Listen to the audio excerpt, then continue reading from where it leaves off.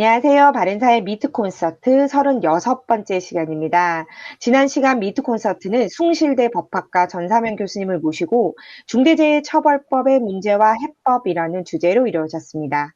지난 8일 국회 본회의를 통과한 중대재해처벌법을 구체적으로 알아보았고 그 문제점을 살펴보았습니다. 산업 현장에 대한 제대로 된 이해 없이 정치적 사안으로 만들어진 졸속 법안이라는 얘기와 경영계, 노동계 어디에도 지지받지 못한 법안이라는 지적이 있었습니다. 또한 중소기업에 더 큰 타격을 주는 실효성 없는 법안의 문제점들이 제기되었습니다. 자세한 내용은 유튜브 방송 바른사회 TV를 참고하시면 되겠습니다. 유튜브 시청 시에는 구독과 좋아요, 알림 설정 꼭 부탁드립니다. 이번 주 바른사회 미트 콘서트는 정수현 제주대 경제학과 교수님을 모시고 주택 공시가격의 체계적 오류 확산 구조 이대로 좋은가라는 주제로 진행되겠습니다. 부동산 공시가격의 정확성은 과세 형평성을 위한 중요한 전제 조건이며 부동산의 현장 조사는 공시가격의 정확성을 담보하는 주요 요인입니다. 하지만 현 공시제도는 부동산 시장 거래의 지표로서의 역할을 상실해 공시가격 정확성에 대한 논란이 제기되고 있어 많은 문제점들이 있습니다. 구체적인 내용은 정수영 교수님을 모시고 알아보도록 하겠습니다. 정수영 교수님. 네. 그 주택 공시가격의 체계적 오류 확산 구조 이대로 좋은가를 시작을 하겠습니다. 먼저 부동산 가격 공시제도에 대해서 좀 말씀을 드리겠는데요. 이건 많이 말씀을 드렸지만, 우리나라 공시가격 제도가 법률도 굉장히 흩어져 있고, 부동산 유형별로 공시가격, 과표를 만드는 방식이 다 다릅니다. 사실 이것만으로도 굉장히 큰 문제입니다.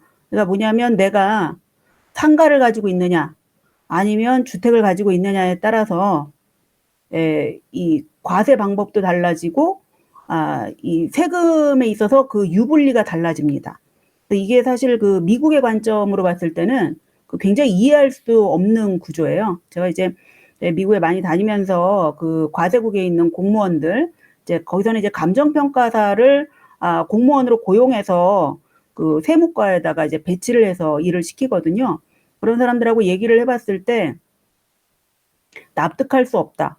왜 이렇게 복잡하냐? 이런 얘기들을 하고, 그 다음에 이렇게 납세자가 가진 부동산 유형별로 이렇게 다르게 다루어주는 것은 그것만으로도 조세 형평성 위배다. 공평성의 원칙을 위배하는 것이다. 라는 얘기를 많이 했습니다. 미국에서는 과세국 자체에다가 감정평가사 전문가를 고용을 해서 하기도 하고요. 혹은 외부 법인에다가 공시 전문법인이라는 데가 있어요. 거기를 이제 아예 턴키로 넘겨서 이거를 의뢰를 해서 하기도 합니다. 근데 어쨌거나 감정평가사들이 하기 때문에 감정평가 3방식이라는 방법으로 주택, 비주택 이걸 다 똑같이 다뤄요. 이게 왜 문제가 있냐면 이게 우리가 단독 다가구 주택은 우리가 뭐라고 부르냐면은 이게 소유자가 건물 하나에 대해서 한 명이죠. 그래서 다가구 주택도 이제 단독 다가구 주택으로 묶어서 소유자가 하나인 것. 일반 건물이라고 부르고요. 이건 이제 공동주택, 아파트 연립 다세대 주택은 건물은 하나인데 거기에 이제 여러 명의 소유자들이 호별로 이제 소유권을 가지고 있죠. 이런 건데 이것은 지금 우리나라는 보면 단독 다가구 주택은 방식이 표준과 개별이라는 것으로 나뉘어요. 그게 표준을 그러니까 뭐냐면 너무 많다고 해야 될지. 하여간 이것도 굉장히 지금 문제가 있는 건데 말로는 그렇습니다. 예산은 제한돼 있는데 전수평가하기는 너무 돈이 많이 들어서 전수조사죠. 이제는 평가사들이 안 하니까요. 전수조사하기엔 돈이 너무 많이 들어서 샘플로 표준을 하고 그 다음에 이거를 비례해서 직접 산정하지 않은 것은 비례해서 만든다는 얘기를 해요. 반면에 이제 공동주택 같은 경우에는 가끔 어떤 분들이 이걸 헷갈려 하시는데 이거 표준 개별 이런 방식으로 안 합니다. 이건 전수조사 산정이에요. 그리고 이게 2016년까지는 단독 다가구 주택은 개별성이 강해서 자격증 없는 사람이 하기 어렵다 해서 감정평가사들이 하다가 그리고 그 전에 이거는 공동주택은 그냥 실거래 많은데 꼭 자격증 없어도 되지 않겠어? 그래서 이거는 이제 오랫동안 감정원, 한국부동산원으로 이름을 바꿨죠. 거기서 이제 오랫동안 해오다가 2016년에 이르러서 이것이 통째로 다 감정원, 지금 한국부동산원이죠. 그리로 넘어갔습니다. 그래서 이런 구조예요. 이게 굉장히 근데 이제 현실하고 좀 안 맞는 게 사실 그 아파트나 제가 뒤에서 말씀드리겠지만 아파트 같은 건 굉장히 표준화가 됐기 때문에 전수조사할 필요가 없거든요. 그러니까 한 그 건물 안에서 그 몇 개만 이 조사를 하고 나머지 비례 산정하는 게 오히려 이게 맞고 단독 다가구 주택은 워낙 개별성이 강해서 그러니까 똑같은 단독 주택이 없잖아요. 그죠? 그래서 이런 것들이야말로 오히려 전수 조사 산정을 하던가 전수 감정 평가를 하던가 그래야 되는데 이게 또 굉장히 거꾸로 돼 있는 상황입니다. 그 다음에는 이제 비주거인데 비주거는 우리나라에 아직 공시제도가 안 들어와 있습니다. 그래서 이게 또 지금 오늘 현재로 봐서는 상가나 그 오피스를 가진 사람들이 오히려 세금이 이제 낮다 이런 지적을 많이 받죠. 왜냐하면 그 방법이 달라요. 여기는 토지는 공시지가로 하고요. 나대지로 가정한 모든 토지에 대한 그 공시지가가 있거든요. 그런 걸로 하고 이 건물은 건물 집값표준액이라는 걸로 해요. 이거는 아직 국토부의 그 관리안에 안 들어와 있습니다. 이게 이제 서로 다르니까 종종 그런 게 있어요. 그러니까 서울에는 이 복도 아파트의 복도 있잖아요. 아파트의 복도는 세금을 매길까요, 안 매길까요? 제가 본 것 중에는 그 서울에 있는 아파트 중에 하나가 아파트고 전월세 임대도 주고 있는데 건축물 대장에 보니까 복도로 돼 있더라고요. 그런 경우도 있습니다. 그러니까 이게 이 기초조사가 잘못돼 있고 사실 납세자가 마음만 먹으면 조세 회피를 얼마든지 할 수 있는 구조가 지금 이제 한국의 공시제도의 현실입니다. 그리고 법제도 지금 다 엉망진창인데요. 부동산 가격 공시법의 3장에 보면 주거용 부동산에 대해서 이런 공시가격에 대해서 얘기를 하고 있고 2장에서는 이제 공시지가를 얘기를 해요.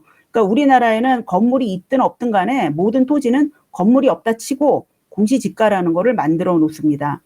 근데 어쨌든 그걸 2장에서 다루고 3장에서 다루고 그다음에 이 4장에 가면 비주거용 부동산 공시제도라는 것을 서술해 놨지만 사실은 오늘 현재 비주거용 부동산은 오피스 상가 이런 것들은 지방세법 4조에서 이거를 그 과세를 하고 있어요. 거기에 이것의 과표를 어떻게 만들지를 서술하고 있습니다. 그러니까 지금 법이 엉망진창인 거죠. 지금 사실은 그 현실화율이나 뭐 공시가격을 내년에 몇 프로 올린다 이 문제에 집착할 게 아니고 사실은 법제부터 다시 정리를 해야 됩니다.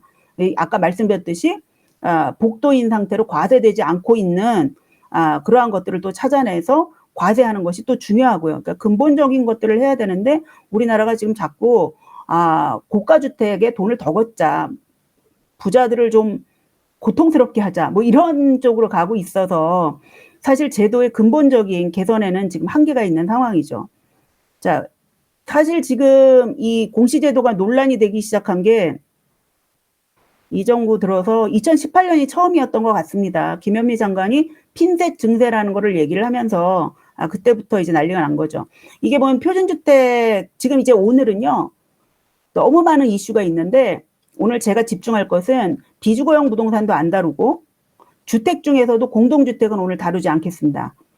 공동주택은 이제 한 3, 4월 되면 이제 발표가 또 날 거거든요. 저는 이제 그때 맞춰서 또 새로운 거를 내놓을 것이고 1월 25일에 지금 2021년도 표준주택 공시가격이 공시됐기 때문에 오늘은 단독 다가구 주택에 집중해서 말씀을 드릴 겁니다.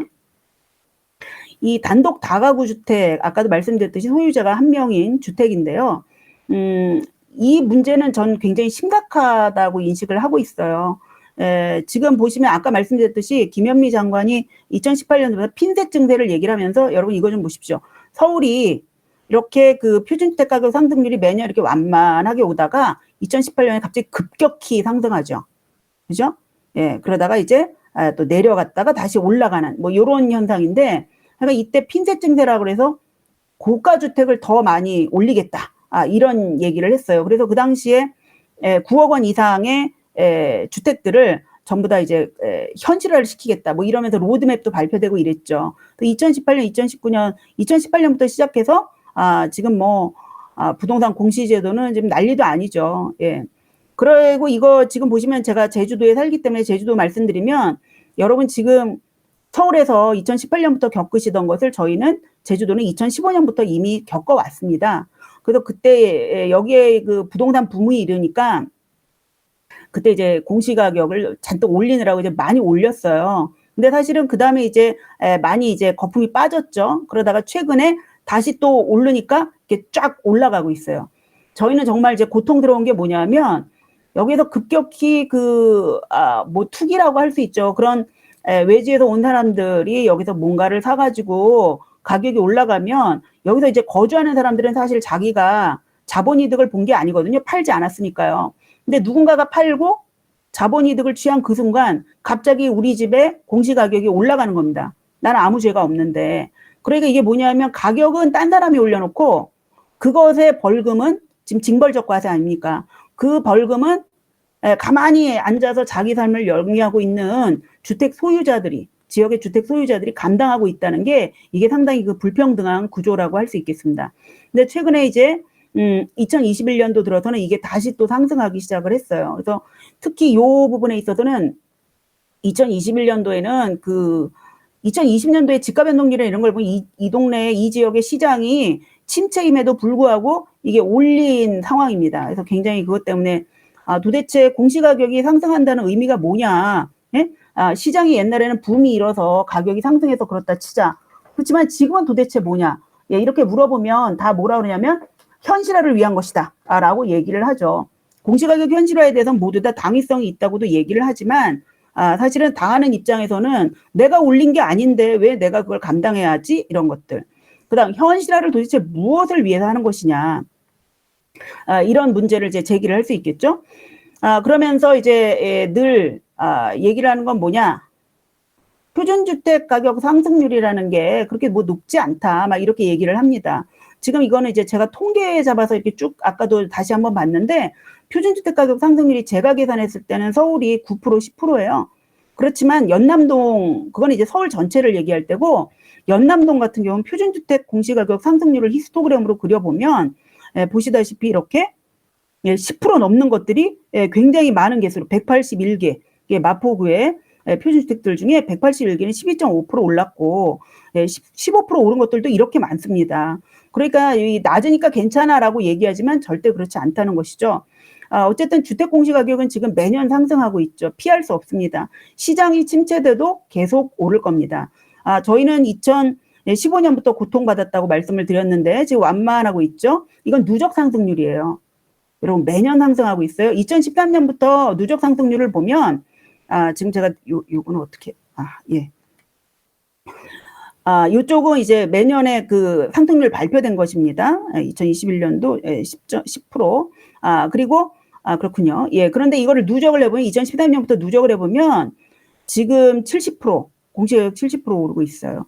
물론 뭐 여기서부터 끊어서 새 정부 때부터 이렇게 해보면 또 다르겠습니다만, 근데 제가 이걸 왜 보여드리냐면 저희가 요 2013년까지는 그 서울에 비해서 누적 상승률이 작았죠. 근데 저희는 이때부터 이제 사실 제주도에 투기 광풍이 불었을 때 공시가격이 무지하게 상승했고 투기꾼들이 다 사라져도 우리는 지역에 남은 사람들은 계속 높은 세금을 대신 지불하고 있는 것이죠. 이득을 취한 사람들은 떠났고요.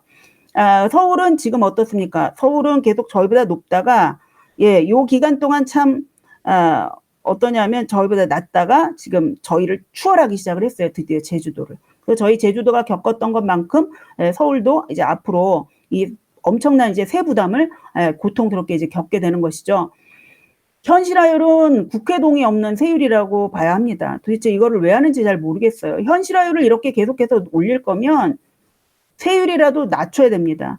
아니면 공정시장 가액 비율을 적용을 해서 뭐 그걸 30%를 한다든지. 왜냐하면 필요 이상의 세금을 거둘 필요는 없거든요. 필요 이상의 세금을 거두면 국가는 부유해지지만 개인은 다 가난해집니다. 여러분도 아시다시피 경제학에서는 과도한 세금은 사실 가처분 소득을 위축시키기 때문에 소비가 줄고 그렇게 되면 자영업자들의 그 장사가 안 되죠. 경제가 안 돌아갑니다. 그런 효과가 분명히 있는데도 불구하고 계속 상승할 예정이고 현실화되고 있죠. 그런 것들이. 걱정스러운 건 그겁니다. 사실 지금 제주도가 겪고 있는 건데요. 주택의 실제 가치가 침체돼도 공시가격은 현실화를 위해서 달려가고 있기 때문에 계속해서 높아진다는 거예요. 경기가 침체돼도 공시가격은 올라갑니다. 이러다가 정말 걱정스러운 건 뭐냐 하면 지금 문제는 그러면 우리는 정부는 우리를 설득을 해야죠. 뭐냐면 우리가 현실화 로드맵을 세웠고 이걸 여기까지 이렇게 해야겠는데 주택의 당신 집의 실제 가치는 10억이다. 그런데 지금 공시가격이 6억이고 60%니까 내년엔 그걸 70%로 올리려고 해. 뭐 요런 거. 근데 시장이 상승했다 이거죠. 그러면 또 이렇게 설명해 줘야죠. 여러분의 집이 15억이 됐군요. 그런데 지금 공시가격 작년에 그 정도 현실화했는데 우리 또 거기에 대해서 한 70% 정도 현실화해서 공시가격을 이 정도 매기겠어요. 라고 얘기를 해야 되는데 지금의 문제는 뭐냐? 누구도 주택의 실제 가치를 여러분에게 얘기해 주지 않는다는 겁니다. 그리고 오로지 뭐만을 얘기를 하느냐. 공시가격이 오르고 있어요. 현실화 때문입니다. 이렇게 얘기를 합니다. 그러면 주택의 실제 가치는 계속 감춰진 채로 언젠가는 주택의 실제 가치는 내려감에도 불구하고 공시가격이 치솟아 오를 수도 있다는 것이죠. 그러나 그때 우리는 저항할 수가 없는 거죠. 납세자들은. 왜냐하면 주택의 실제 가치를 모르니까요. 이런 날이 올 수도 있는데 계속해서 이렇게 주택의 실제 가치를 감추어 놓은 상태에서 공시가격을 상승시키는 것이 과연 정당하냐, 이러한 질문을 할 수 있겠습니다.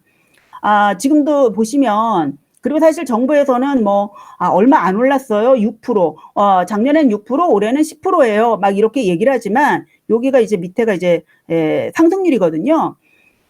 2020년과 2021년 사이에 성수동 일가의 표준주택 공시가격 상승률들을 모두 다 모아서 직접 입력을 했습니다. 그래서 그것들을 상승률을 내본 다음에 딱 히스토그램을 그려봤더니 10% 이상 오른 것들이 이렇게 많아요. 그러니까 정부는 10%밖에 안 올랐어요. 사실 시장은 굉장히 끌어올랐지 말이에요. 이렇게 얘기하지만 실제로는 굉장히 26% 오른 데도 있고요. 20% 넘게 오른 데도 있습니다. 자, 이게 굉장히 여러 가지 문제를 가지고 있어요. 올랐구나. 그런데 여러분 잊지 마셔야 될 것은 지금 이렇게 1월 25일에 발표된 것은 표준주택입니다. 모든 주택이 아니에요. 표준주택은 사실 무엇을 위한 거냐면 여기 초록색이 지금 이 지역이 연희동이네요. 연희동에 이렇게 초록색의 많은 집들이 있습니다.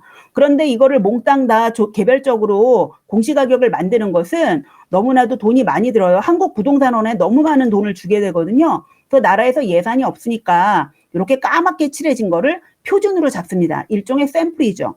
요걸 잡아서 요것만 조사를 시킵니다. 그런 다음에 얘랑 요 집은 이거랑 비슷하니까 요거를 끌어다가 비례 산정해요. 보시면 여기는 네모난데 얘는 좀 찌그러졌죠? 그렇다면 어떻게 할까요?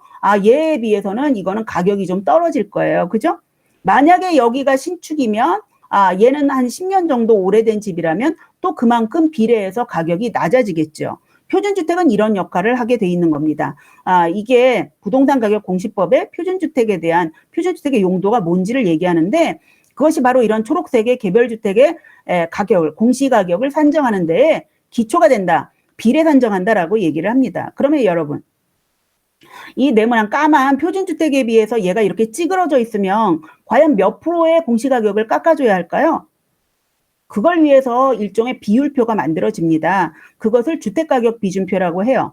여기에 혹시 통계학에 대해서 조금 아시는 분이라면 회귀 분석을 알고 계실 겁니다. 요 까만 것들의 데이터를 모아서 회귀 분석을 하고 그것의 회귀 계수를 가지고 비율표를 만들어요. 그래서 그걸 해보니까 이것과 이것 보면 찌그러진 것들은 한 3% 정도의 가격 감소가 있더라. 그러니까 3% 깎아줘야지. 자, 그리고 얘가 노후 정도를 보니까 10년 정도 오래되면 가격이 한 10%는 차이가 난다. 자, 아까 3% 깎았죠? 그럼 이제 13%를 깎게 되는 거예요. 이런 식으로 하는 겁니다. 그래서 이게 어떻게 보면 굉장히 합리적인 방법이야. 예산도 초록색 전부를 하는 게 아니라 까만색만 하는 것이니까 예산도 줄고 비례 산정하는 거 꽤 괜찮은데 이런 생각이 듭니다. 그런데 문제는 여기에는 좀 심각한 문제가 있어요. 제가 먼저 잠깐 표준 얘기를 했기 때문에 말씀을 드리면, 아까 제가 말씀드렸죠? 말씀드렸다시피, 표준 요거를 까만 거를 한 다음에 비준표를 만들고, 그 다음에 개별 주택 가격을 다 비례 산정을 한다고 했어요. 근데 문제는, 만약에 여러분, 표준 주택을 조사 산정했는데, 그게 만약에 조사가 잘못되면 그걸 가지고 만든 비준표는 어떻게 될까요? 오류가 발생하죠. 그러면 표준 부동산하고 비준표 가지고, 표준주택하고 비준표 가지고 만든 개별주택 가격은 어떻게 될까요? 왜곡이 되지요. 그래서 이번에 그 감사원에서 작년에 발표한 거를 가지고 지자체에서 반발한 게 이거예요. 왜냐하면 표준주택은 감정원, 지금 한국부동산원이죠. 한국부동산원에서 만들고 국토교통부에서 만듭니다. 비준표도 한국부동산원에서 만들어요. 근데 틀린 두 가지를 주고 나면 지역의 지자체 공무원들이 이걸 산정할 때 뭔가를 잘해보려고 해도 두 개가 틀리면 이게 틀려지거든요. 그러니까 지자체에서는 계속 이거 제대로 조사했니? 비준표는 제대로 만든 거고 하고 자꾸 물어보게 되는 것이죠. 왜? 이게 잘못되면 오류가 구조적으로 지속되고 확산되는 이런 문제를 가져오거든요. 이 사실을 아마 그 많은 분들이 모르고 계실 겁니다. 굉장히 어렵죠. 왜냐하면 회계분석이라는 얘기 나오면 일단 딱 머리가 서게 되거든요. 우리나라 사람들이 그 통계 싫어하지 않습니까? 그래서 제가 오늘 쉽게 얘기를 해보려고 많이 노력을 하고 있습니다. 어쨌든 지금 1월 25일에 발표된 건 이 까만 것들이에요. 그럼 초록색은 언제 발표되느냐? 한 4월 정도에 이제 1월 25일에 한국부동산원과 국토교통부에서 만든 표준주택 가격이 지자체로 이관됐거든요. 이제 전달됐습니다. 그래서 이제부터 지자체 공무원들은 이 표준주택을 가지고 만든 비준표와 이 표준주택 조사된 가격을 가지고 비례 산정을 하는 작업에 들어가게 됩니다. 자, 이제 한국부동산원과 국토교통부의 시간은 지나갔고 이제부터는 지자체 공무원들의 고난의 시간이 시작이 되는 것이죠. 그런데 이럴 때 이제 아까도 말씀드렸지만 표준주택 잘 만들었니? 라고 물어보는 거예요.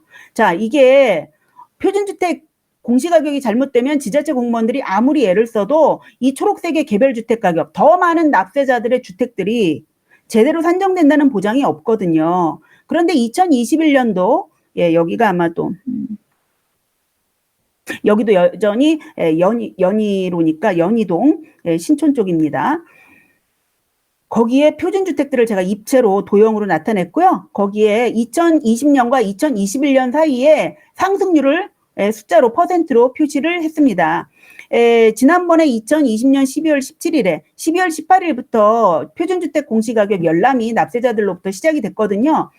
그리고 1월 25일에 그 이의신청이나 이런 의견 청취 다 한 다음에 지금 확정 공시가 됐단 말입니다. 그러면 그때 이제 나라에서 뭐라고 발표를 했느냐. 2021년도 표준주택 공시가격은 9억 원 이상 고가주택을 많이 올릴 거야 라고 얘기를 했어요. 그리고 시세 3억 원 미만의 공시가격 상승률은 3.5%밖에 안 돼.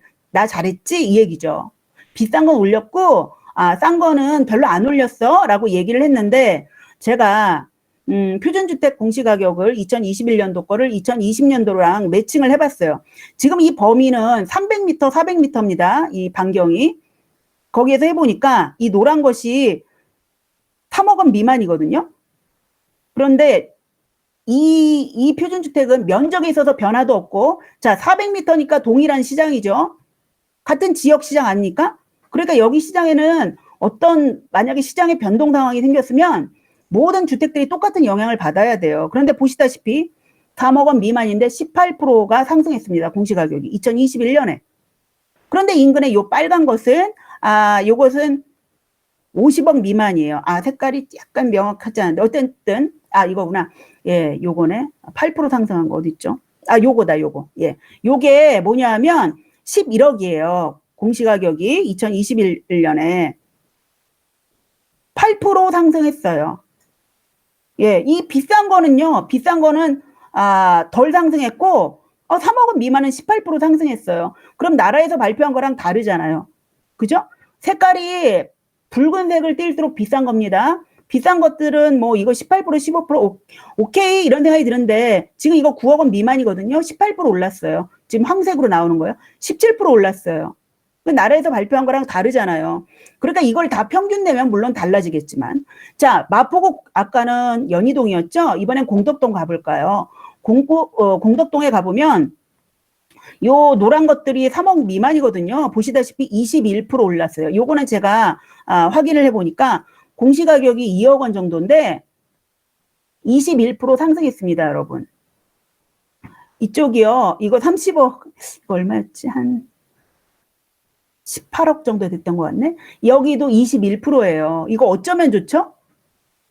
발표와는 달리 저가주택 상승률이 더 높고 고가주택 상승률은 낮다는 얘기입니다. 이게 말이죠. 그래서 제가 한번 이거 2021년도 자료입니다. 2021년도 1월 25일에 발표된 표준주택 공시가격을 가지고 25개구, 서울시 25개구별로 상승률 최대인 것들을 뽑아봤어요. 특히 혹시 면적이 늘어나서 올라갈 수도 있는 거잖아요. 그래서 제가 면적의 변화 없는 것만 찾았습니다. 그래서 해보니까 동대문구에 78% 오른 게 있고요. 이거 참 어이가 없죠. 예. 그런데 또 최저값을 보면 마이너스 18% 떨어진 데도 있어요. 예.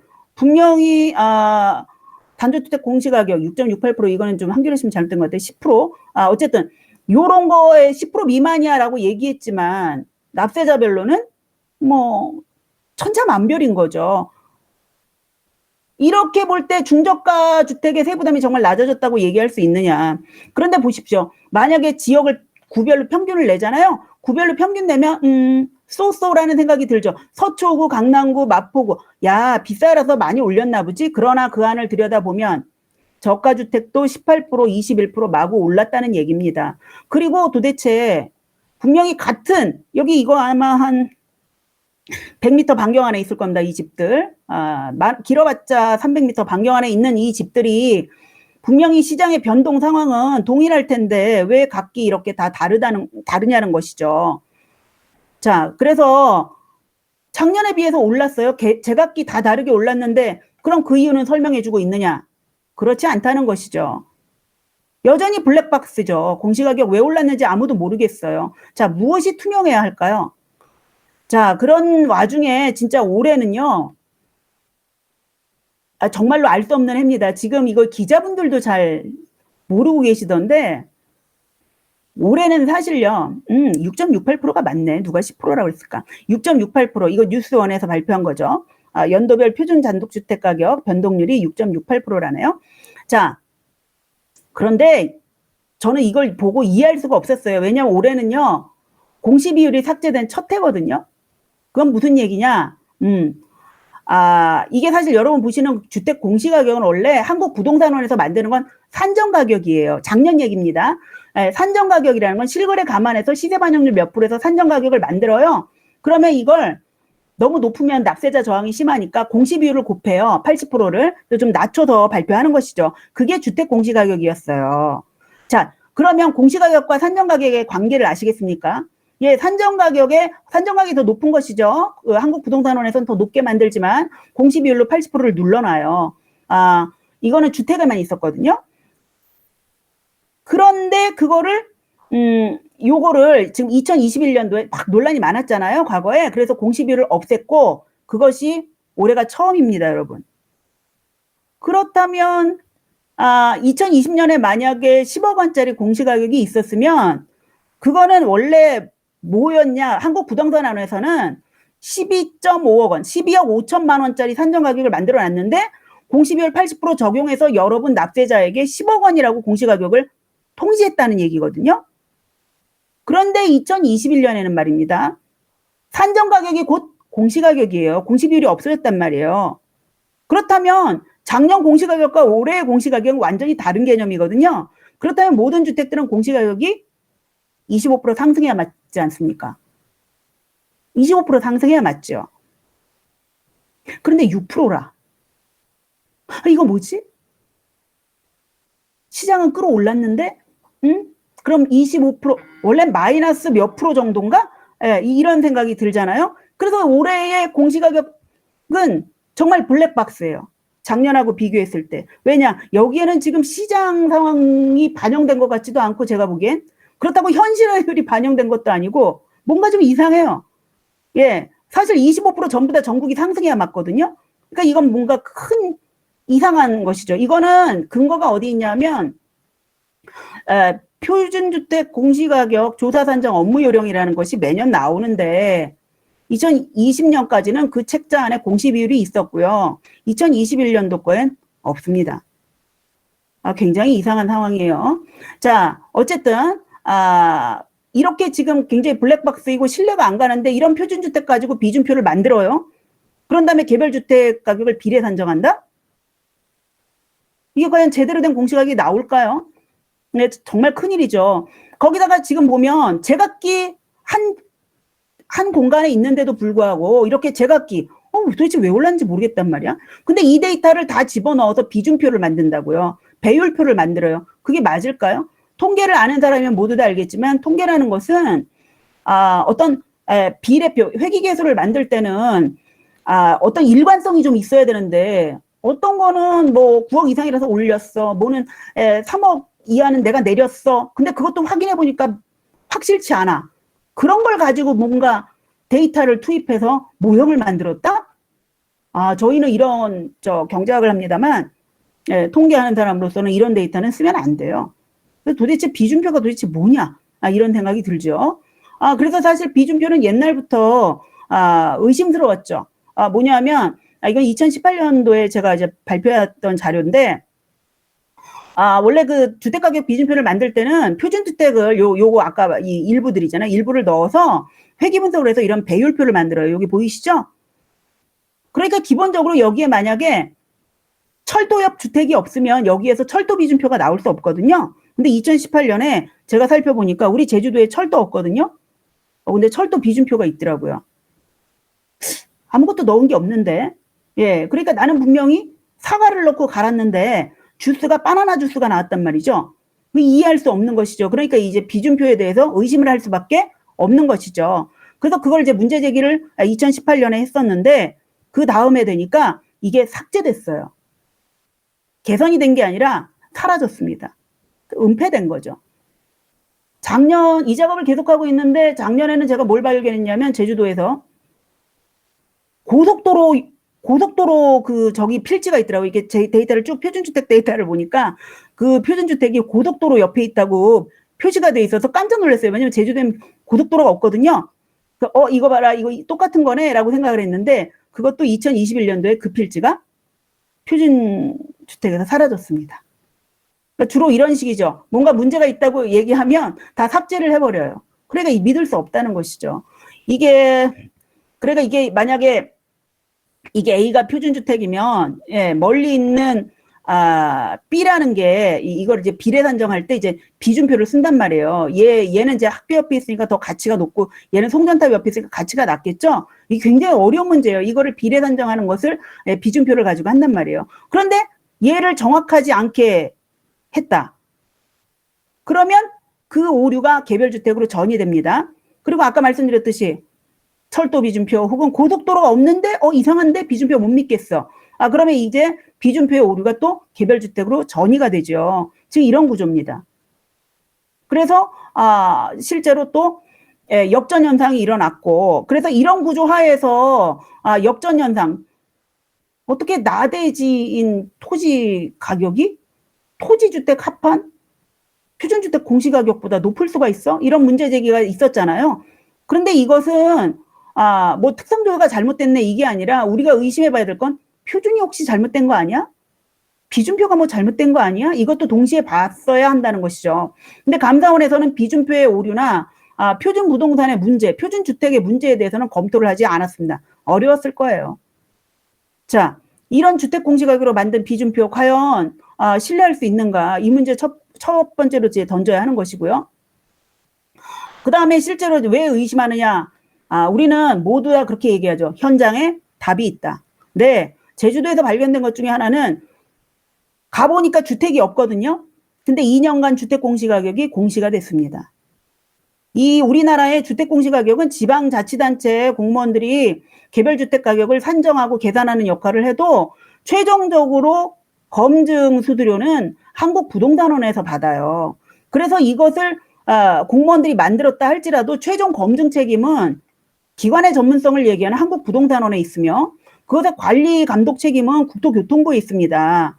그리고 이제 평가사라든지 한국부동산원의 직원들, 이 공시제도의 총 모든 관리 부대 업무, 예, 이러한 것들도 전부 다 한국부동산원에 위탁돼서 예산이 투입되고 있거든요. 그런데 이러한 것들이 안 된다는 건 정말 큰 문제죠. 자, 주택이 없는데 2년간 주택공시가격이 공시가 됐는데 바로 3m 도로 하나죠. 뭐 차 간신히 들어가는 도로 하나를 사이에 두고 표준주택이 있었고 여기에서 역전 현상이 발생을 했어요. 그래서 저희가 의심하는 건 이거 뭔가 현장 안 갔다. 만약에 한국부동산원에서 현장 갔으면 이것도 발견하면서 동시에 여기에 왜 주택이 없어? 하면서 문제 제기했을 텐데 이거 뭔가 이상하구나 이 생각을 하는 거예요. 그래서 제주도에서 공시가격 검증센터를 만들었고 대대적으로 이것을 검증에 들어가야겠다라는 생각을 하고 있는 거죠. 어디선가 세금이 덜 거치거나 더 거치고 있는 일이 있지 않느냐. 예, 그런데 그러한 것들이 너무 많아요. 주택이 없는데 주택공시가격 공시된 사례 너무 많습니다. 있다가 사라진 거죠. 예. 계속 이래요. 이게 사라졌는데 계속 여기입니다. 여기. 예, 그래서 계속 공시가격이 있는 참, 예. 그래서 이거는 일단 제가 볼 때는 우리나라는 공시가격제도 재설계해야 됩니다. 아까도 말씀드렸듯이 참 이거 지금 검증을 하고 있는 과정이고요. 제주도에서는 해보니까 개별성이 너무 강해서 이거를 비례 산정한다는 게 사실 말이 안 돼요. 예. 오히려 표준화되어 있는 공동주택은 요거 중에 하나 조사하거나 층별로 로얄층에서 하나, 그죠? 탑층에서 하나, 저층에서 하나 한 다음에 비례 산정할 수 있어요. 왜냐하면 서로 굉장히 그 표준화돼 있고 리모델링 여부라든지 그런 거 조금만 조사하면 되거든요. 이건 오히려 간단해요. 오히려 이거를 샘플 조사를 해야 되고 이거를 이 개별성 강한 거를 사실은 전수조사를 해야겠더라고요. 예, 너무나도 이게 잘못돼 있어요. 이게 옛날부터 잘못돼 있었고 이제는 전부 다 전면적으로 다시 해야 돼요. 그리고 또 하나 투명성이라는 것. 투명성을 정말 잘못 이해들 하고 있는 것 같아요. 올해 표준주택 공시가격은 혹시 들어가 보셨으면 알지 모르겠습니다만 보도된 자료들을 보십시오. 올해 공개된 게 뭐냐 하면 표준주택 공시가격을 산정한 한국부동산원의 직원 이름들이 실명으로 공개가 되어 있습니다.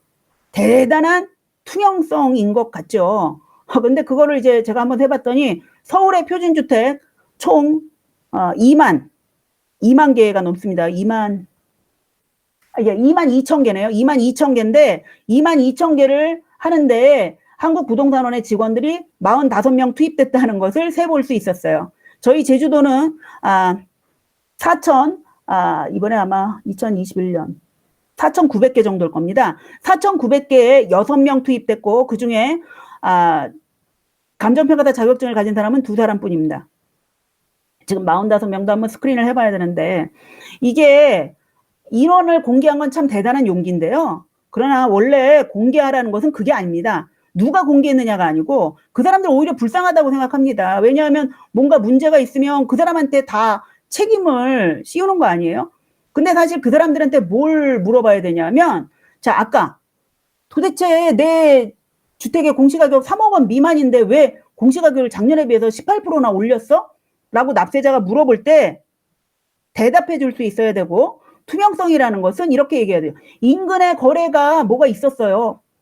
근데 그게 아주 정상적인 거래였어요. 뭐 투기꾼이 와서 하거나 어머니와 딸의 거래는 아니었고 그래서 내가 당신 집을 공시가격을 만들 때 그걸 참고를 했습니다. 근데 그거에 기초를 해보니까 이 주택의 시세가 얼마였어요. 근데 우리 목표 당신의 집의 시세가 한 6억이었는데 목표 현실화율이 뭐 50%니까 내가 한 3억 얼마 뭐 이렇게 해가지고 내가 공시가격을 얼마를 했어요. 그럼 지금 여기서 공개돼야 되는 게 무엇이죠? 뭐냐 하면 인근에 어떤 거래가 있었어요 라고 얘기해야 됩니다. 그거 지금 감춰놨습니다. 그다음 당신 집의 시세가 얼마예요? 사실 저는 이것도 반대입니다. 왜냐하면 시세라는 거는 법적 정의가 없는 거예요. 이거 시장 가치로 얘기해야 되고 적정 가격이라고 얘기를 해야 됩니다. 지금 법률적인 정의를 모두 다 벗어나 있어요. 지금 얘기되는 것들이. 그다음 당신 집의 현실화율은 얼마예요? 혹은 당신 지역의 목표 현실화율이 얼마고 당신 집의 지역은 모두 다 현실화율이 52%로 똑같아요. 라는 답변을 해주시든가. 그래서 다 곱하기를 해서 얼마 나왔어요? 산식을 일일이 납세자 개개인들에게 각각 집에 대해서 공개해서 발송을 해줘야 되는 겁니다.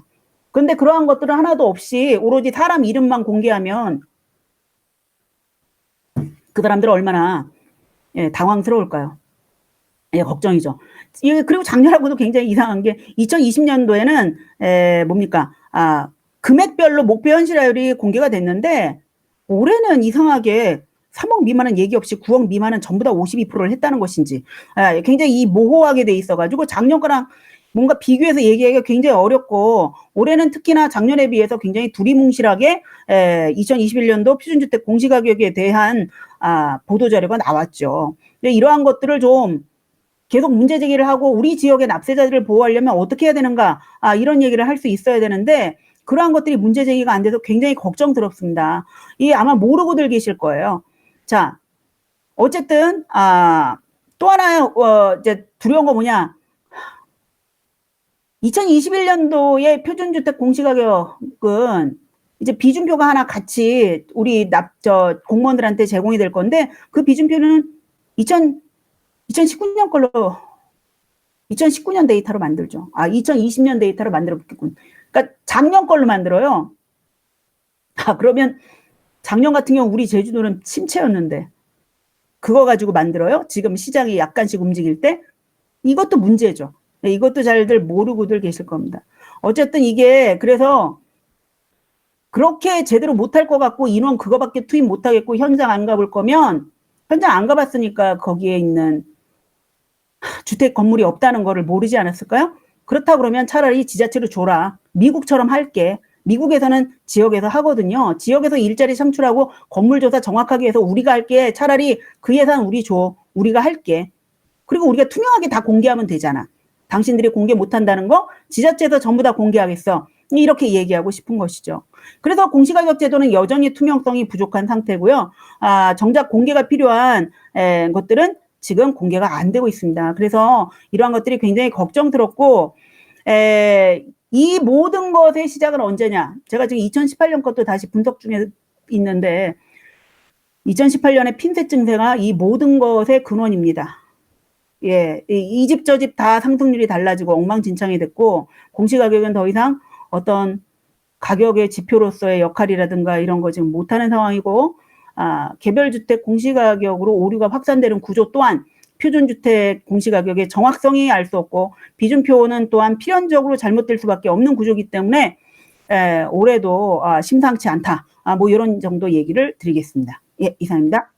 네, 감사합니다. 선생님께서 너무 조목조목 잘 설명해 주셔서 시간 가는 줄 모르고 정말 잘 들었습니다. 오늘은 질문이나 의견 한꺼번에 다 받고요. 선생님께 마지막 멘트를 부탁드리는 걸로 하고, 그리고 저기 선생님 지금 채팅창으로 신백훈 선생님께서 한 가지 의견과 한 가지의 질문 주셨습니다. 그래서 그거는 선생님께 채팅창을 지금 좀 확인을 부탁드리고요. 발표 잘 들었습니다. 경제학자가 제가 아니기 때문에 100% 이해는 못했지만 그러면 결론적으로 Decentralized Property Tax 시스템에 의하면은 저는 서울시에 살고 있는데 그러면 이 공시지가를 서울시로 넘기라는 말씀이십니까? 네, 저는 그렇게 생각하고요. 그게 더 정확하게 시세를 반영할 수 있다? 권한만 넘겨서는 안 되고요. 저는 이제 제주도에다 제안하는 건 뭐냐면 과세국을 건설하는 겁니다. 과세국. 그러니까 과세청이라고 하면 너무 크고요. 독립적인 그 과세국을 하나 건설하는 겁니다. 이게 지금 단순히 그 권한만 넘기면 되는 게 아니고 그 안에 조직 구조를 어떻게 할 것인가. 그리고 제일 중요한 건 납세자에게 어디까지 공개할 것인가. 이거 사실 투명성이 전부입니다. 예. 이게 이 집 가격은 그 지방세 아닙니까? 맞습니다. 그러면 재산세입니다. 재산세는 지방세는 지방에 있는 자치단체에서 산정해서 수입부터 다 지방으로 들어가게끔 돼 있는 거죠? 그렇긴 한데요. 이제 그래서 저희가 이제 주장하는 게 그거를 차라리 넘겨라 이렇게 얘기를 하는 게 이게 그 공시가격 만들어서 재산세를 매기면 그건 전부 다 지자체 수입인데 문제는 제가 오늘 공동주택 안 했는데 아파트는 예. 지자체 공무원들이 하나도 못 건드려요. 한국부동산원에서 전부 다 만들어서 가격만 던져줍니다. 그러면 그거를 그냥 이 지역의 그 세정과, 세무과 공무원들은 그걸 납세자에게 전달밖에 못해요. 그런데 그것의 세금은 또 우리가 받는단 말이죠. 그러니까 이게 이제 속이 상하는 거예요. 뭐냐면 다들 왜 이렇게 많이 올랐어요? 라고 얘기하고, 우리 집 공시가격 이상해요. 라고 하는데, 그걸 이 지역의 세무 공무원들이 돕고 싶은데, 권한이 없어요. 어떻게 만들어졌는지도 모르겠고. 그게 공동주택의 문제고요. 그 다음에 단독 다가구 주택은 사실 농촌에서 과수원하시는 농가주택들이 있거든요. 그분들이 공시가격이 너무 올랐어요. 그래서 막 이걸 어떻게 하면 좋아요? 막 이렇게 얘기를 하고 하는데 문제는 이 우리 공무원들은 클릭만 했거든요. 표준주택 주어준 거 가지고 비준표 그쪽에서 준 거 가지고 곱하기만 했어요. 공무원들은 표준주택도 이상하고 비준표도 이상한데 그거를 근원을 파헤칠 수가 없어요. 왜? 그냥 전달되니까. 그런데 납세자는 다 도에다가 민원을 제기를 하죠. 그럼 이제 속이 터지는 거예요. 지역에 있는 우리의 어르신들을 지자체가 보호하고 도와야 되는데 그게 안 되는 겁니다. 그러니까 이런 구조로 가서는 지방정부가 신뢰를 얻기가 어려워요. 우리는 지방자치를 하고 있잖아요. 이종천 선생님 먼저 답변을 드리면은요. 표준주택은 올해 제주도 같은 경우에 20만 개의 개별주택이 단독 다가구 주택이 있으면 그중에 4,900개가 표준주택이에요. 그리고 올해 440개 정도가 새로 추가됐습니다. 표준주택이. 표준주택은 매년 변경하면 안 되죠. 그러면 우리가 추적할 수 없잖아요. 그래서 또 그것도 문제예요. 표준주택이 너무 자주 바뀌면 여러분 과거에 무엇 때문에 잘못됐는지가 은폐됩니다. 그래서 표준주택은 교체될 때 반드시 교체 사유를 적도록 돼 있어요. 교체될 때는 뭐냐? 용도 지역이 바뀌었다든가, 아니면 주택의 용도가 바뀌었다든가, 아니면 모자라서 이거 너무 안 써. 개별주택 비례 산정할 때 쓸모가 없어. 그럼 빼버립니다. 이런 사유가 있어요. 이 법적인 겁니다. 전부 다. 그 다음 상권에 의해서 결정되는 공시가격이라는 것은 이거는 비주거용 부동산 말씀하시는 걸까요? 비주거용 부동산 공시가격은 토지는 공시지가, 건물은 행안부의 시가표준액으로 해서 이제 더하기를 해서 하고요. 상권을 고려하고 있지 못합니다. 우리나라의 공시가격은 아직도. 그래서 이게 미국에서 볼 때는 아직도 너희는 발전 단계구나 이렇게 봅니다. 우리는 완성되지 않은 공시가격 체제를 가지고 있습니다. 그 다음에 이제 양동훈 선생님.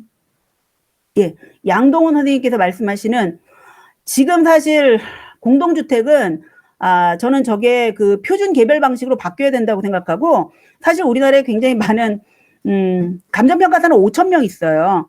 그리고 또 우리나라에 굉장히 뛰어난 그 학자들이 있고요. 저거는야말로 그 모델로 모형으로 한번 덤벼볼 만한 일이라고 생각합니다. 거래도 많고 표준화도 잘 돼 있기 때문에 저거는 좀 빨리 이제 바꿨으면 좋겠고요.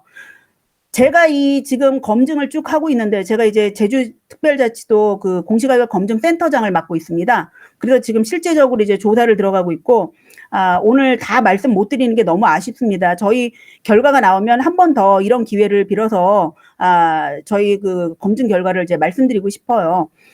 그런데 제가 잠깐 어디 가셨지? 양동훈 선생님. 지금 질문이 계속 올라와서 제가 양동훈 선생님 거를. 주택 같은 경우에는 미국식으로 다시 해보고 싶고 일단은 단기적으로는 그겁니다. 그 단독 다가구 주택 같은 경우에는 지금 시세가 얼마라고 빨리 납세자들에게 알려드려야 돼요. 그죠? 이 상태로는 계속 조세 저항이 급격히 일어날 수밖에 없습니다. 아니 내가 옆집하고 봤는데 우리 집이 더 싼 거라는 걸 내가 알겠는데 우리 집이 이렇게 옆집하고 같이 있는데 저 집은 콘크리트조고 우리 집은 조립식이거든요. 근데 나는 18% 오르고 저 집은 비싼 집인데 5%밖에 안 올렸어? 그 세금 내고 싶을까요? 지금 모르니까 다들 가만히 있는 것이죠. 제가 아까 그림에서 보여드린 것처럼 그런 식으로 모두 다 공개를 하면 어떻게 될까요? 모두 다 반발할 겁니다. 지금 그거를 감춰놓은 거나 마찬가지 아닙니까? 이거 사실은 다 투명하게 공개하고 그렇게 틀렸다면 이제는 정말 수정을 들어가야죠. 뭔가 잘못됐어? 아니면 그것에 대해서 설명하려고 노력을 해야죠. 예, 투명성이 가장 좋은 정책입니다. 예, 지금 그게 제일 큰 문제예요. 모든 것이 다 공개돼야 되는데 지금 현재로서는 모든 것이 블랙박스입니다. 이 상태로는 아무것도 개선할 수가 없습니다. 이종철 선생님께서 또 지금 질문을 뒤이어서 주셨습니다. 그래서 그 개인별로 공시가격 상승률 공지하여 주고 이의 신청할 수 있나요? 그다음에 주택 상권 등에 의해서 영향을 많이 받지 않나요? 라는 질문 두 개를 주셨습니다. 그래서 선생님께서 혹시 뭐 다른 굉장히 학술적인 질문을 해주시네요. 개인별로 공시가격 상승률을 공지해주면 참 좋겠는데 안 해주지요. 그래서 각자 하셔야 되고, 제가 서울 같은 경우는 2020년과 2021년을 다 만들어 놨습니다. 개별주택 공시가격은 이제 만약에 발표가 되면 아마 하반기쯤에 제가 할 수 있겠죠. 문제는 뭐냐? 우리나라의 이의 신청이 너무 짧다는 거예요, 기간이. 미국 같은 경우에는 올해의 주택 공시가격은 내년에도 이의 신청할 수 있습니다. 만약에 그렇다면 저 같은 학자들이 도와드릴 수 있겠죠? 저희가 그게 오픈되자마자 바로 상승률을 만들어가지고 공개해버리면 되죠. 납세자분들이 언제든지 오셔서 보실 수 있게끔 만들어 놓고 그걸 도와드리면 되죠. 사실은 지자체에서 혹은 시민사회단체에서 이런 걸 도와드려야 됩니다. 다 누구든지 물어보면 상승률 계산해 드려야 되는 것이죠. 그 다음 주택은 상권에 의해서 영향을 받는다. 주택이 상권 안에 있으면 그건 참 조금 위험하다. 그렇지 않아요? 상가로 쓰고 있을 확률이 큽니다. 그럼 그것은 주택이 아닙니다. 잘 들었습니다. 뭐 좀 연구를 갖다 많이 하셔갖고 제가 뭐 허치 볼지 모르겠는데 듣고 보니까 내가 세금을 갖다가 얼마를 내는지 그것이 정당한지 그렇지 않은지는 모르고 세금을 내왔네요. 보니까 어떡하지? 그죠? 맞습니다. 그리고 또 뭐냐면은 내 세금 옆에 세금하고 비교할 수 있는 어떤 벤치마크나 기준이 없어. 소득세 같은 경우 소득에 세율을 곱하는데 사실 내 집값하고 저 집값하고는 비교를 못 하니까. 그러니까 이게 공개를 안 하면서 불투명하게 그렇게 누적적으로 해왔고 자기가 속은 줄 모르니까 그대로 순응해서 세금을 내왔는데 잘못된 거가 밝혀지면은 아주 난리가 나니까 이 사람들이 쉬쉬하면서 그냥 뭐 잘 덮고 가는 게 아닌가 싶고, 그리고 하나 제가 이해가 안 되는 게 아까 말씀 중에 보면은 실제 가치 공개 없이 공시 가격만 오른다 이거거든요. 그러면은 공시 가격은 공시 비율의 영향이 뭐 있겠죠. 그러면 하여튼 중요한 거는 실제 가격이 있고 그다음에 거기 곱하기 멀티플라이어를 해서 이제 공시 가격이 나오는데 이 실제 가치가 없는데 어떻게 공시 가격은 세금을 내는 어떤 중고가 되는 건데 그것이 만들어지냐 그런 얘기죠. 그러니까 쉽게 말하면은 내가 소득세율이 얼마면은 다시 소득세가 이제 결정되는 원리를 알겠는데 내 소득이 얼마인지를 모르면서 내가 세금 내는 건 뭐가 달라요? 그렇지 않아요? 그렇죠. 맞습니다. 근데 그 여기까지 보면 어떻게 이렇게 네.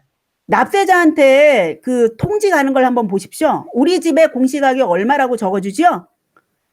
그런데 그건 뭔가를 곱한 거거든요. 예, 예. 우리가 알고 싶은 건 곱하기 전에 네네. 우리 집의 가치를 알고 싶죠. 네네네네. 근데 그걸 안 가르쳐 주지요. 미국에서는 두 개를 전부 다 납세자에게 전달합니다. 그럼 당연히 우리는 청구할 권리가 있는 게 세금을 내는 사람 우리인데 그러면 내가 세금을 왜 내는지 국가 나를 설득을 해야 될 거 아니에요. 설명을 해야 될 거 아니에요. 근데 그거 없이 세금을 내야 왔네 보니까 어떡하지? 맞습니다. 이게 어떻게 이런 일이 벌어졌죠? 그 오랫동안?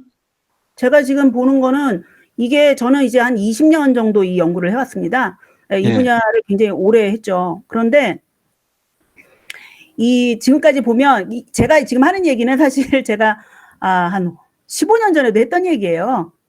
근데 왜 아무도 주목을 안 했느냐? 이렇게 급격하게 세금을 올린 적이 없어서 아무도 관심을 안 가졌고, 그다음 재산세가 굉장히 미미했죠. 다들 납세자들이 어떤 게 있냐면 뭐 이 정도면 낼만해. 저는 이거 더 이상 안 알아보죠. 그러다가 최근에 이제 난리가 난 거예요. 너무 급격하게 올리니까 도대체 왜 이러는 거야? 이러기 시작을 한 거죠. 아까 보십시오. 아까 18% 올랐죠? 아까 18% 오른 거 2억 원짜리예요. 공시가격 2억 원이니까 아마 그 집 시세가 제 생각에는 그냥 추측이지만 한 3억 5천 정도 됐을 것 같아요. 그 지역은 제가 감으로 알기에는. 3억 5천이니까 그분 18% 올랐어도 별로 그냥 아무 생각 없으실 거예요. 세금 의외로 작거든요. 예, 그러니까 예, 이게 예. 뭐냐? 왜 저가주택만 올리는지 아십니까? 전달되는 납세자에게 통지되는 세금이 작을수록 아무 반응이 없어요. 쉽게 말하면은 이제 어떻게 보면 뭐 조금씩 이렇게 이제 많이 이제 이렇게 이렇게 때려갖고 모으면 크게 국가에서 수입이 늘었는데 개별적으로 보면 얼마 늘지 않은 거로 착각을 하다 보니까 그렇게 거쳤다는 거네 보니까 지금. 그리고 그럼 고가주택은 네, 고가주택으로 갈수록 납세자 민감도가 굉장히 높습니다. 그렇죠. 세금이 굉장히 많아지니까 세금 반발하죠. 액수. 네네. 예, 그리고 그런 사람들은 바로 변호사 쓰죠. 거기를 못 그러니까 올리는 거죠. 지금 아까 말씀한 거 들어보니까 국가에서 치팅하기를 조금 이제 뭐 세금이 좀 세서 민감한 사람들은 그냥 넘어가고 조금 세게 때리더라도 둔해서 아니면은 미처 그걸 캐치할 만한 능력이 안 돼갖고 넘어갈 사람들한테만 바가지를 씌워와서 여태까지 누적적으로 세금을 더 걷어간 것처럼도 보이네요. 예, 저는 그렇게도 보고 있어요. 왜 도대체 지금 사실 제가 지금 서울만 했는데 올해 지방이 더 심각합니다. 예, 지방 거가 지금 현실화율은 좀 그렇고 현실화율이라는 게 도대체 뭔지 모르겠어요, 저는. 왜냐하면 현실화율이라는 건 뭔가에 비례해서 현실화했다는 것인데 무엇에 비례했는지 밝혀지지 않기 때문에 그냥 저는 상승률이라고 얘기하겠습니다. 근데 이거는 저도 좀 일본에 지역이 좀 더 마무리하겠는데 처음으로 들었는데 우리가 세금을 낼 때 내가 세금 왜 내는지 내가 설득 당해야 되는데 그거 없이 어떡하지? 내가 온 거야, 어떡하지? 그야말로 주먹구구였네, 주먹구구. 아까 말한 대로 실제 가치 공개도 없이 그냥 뭐 공시 가격만 올리면서 우리는 순응해 왔잖아요. 그러니까 이건 한번 이제 좀 털어봐야 되겠네요. 그럼 우리 지금 조세 부담률도 뭐 굉장히 높아져 갖고 20%까지 올라갔는데 지금 이걸 쪼개서 가만히 보니까 부동산 쪽으로 그냥 알게 모르게 최근 너무나 많이 이걸 걷어갔기 때문에 한번 손을 봐야 되겠네요. 여기까지 그게 참 묻혀진 게 너무 신기하네요, 보면요. 주먹구구식으로. 네, 오늘 정말 저희가 사실 부동산 공시가격을 선생님께 이렇게 부탁을 드리고 발제를 맡아주신 선생님의 그 강연을 저희가 기대할 때는 이렇게까지 저희가 또 많은 것을 알게 될 줄 몰랐는데 정말 그 가세와 관련해서 또 세금과 관련해서 얘기가 나오다 보니까 더 이제 궁금한 점이 더 많이 생기는 것 같습니다. 그래서 오늘 저희가 시간이 너무 부족했고요. 그래서 오늘은 정말 아주 간단하게 그 단독과 다가구 중심적으로 말씀을 해주셨고, 그러니까 서울과 제주도를 약간 하시면서만 이렇게 부분적으로 다루어 주셨는데, 선생님께서 다음에 또 기회를 주시면 좀 전체 전국적으로 해서 문제를 좀 더 많이 파헤쳐야 되는 게 아닌가라는 그런 생각이 정말 많이 들었습니다. 그래서 오늘 좀 어려운 부분이라고 할 수 있는데도 불구하고 정세현 선생님께서 조목조목 아주 알기 쉽게 설명을 잘해 주셔서 이해하는 데 정말 도움이 많이 되었습니다. 진짜 정말 감사드립니다. 다음에 선생님을 다시 모시고 선생님께서 지금 연구하고 계시는 그 부분의 결과에 대해서도 저희가 또 들을 수 있는 기회를 저희가 또 다음에 또 갖도록 하겠습니다. 선생님 정말 감사드립니다. 다음 주 강연 간단하게 좀 안내해 드리고 마치도록 하겠습니다. 다음 주 강연은 저희 손양훈 인천대 경제학과 교수님을 모시고 탄소 중립 선언과 에너지 정책이라는 주제로 진행되겠습니다. 문정부는 취임 초부터 탈원전을 선언하며 신재생에너지 정책을 추진해 왔습니다. 깨끗한 환경에 대한 요구는 당연한 시대적 흐름으로 이를 부정할 수는 없습니다. 하지만 다양한 과학기술 영역에서의 발전이 있어야 가능한 에너지 전환 정책이 대통령의 선언 한마디로 급격한 정책 변화를 추진하는 것은 에너지 안보 능력을 심각하게 위협하고 새로운 기술력 종속 문제까지 초래할 우려가 있습니다. 다음 주에 마련한 탄소 중립 선언과 에너지 정책, 미트 콘서트에 또 많은 관심과 참여를 부탁드리겠습니다. 오늘 정말 늦은 밤까지 또 이렇게 함께 해주셔서 너무너무 감사드리고요. 다음 주에 또 다시 뵙도록 하겠습니다. 저는 또 다음 주에 선생님들 뵐 걸 기대하면서 기다리고 있겠습니다. 오늘도 정말 감사드리고요. 다음 주에 뵙도록 하겠습니다. 감사드립니다. 감사합니다. 수고하셨습니다. 정 교수님 잘 들었습니다. 감사합니다. 네, 네.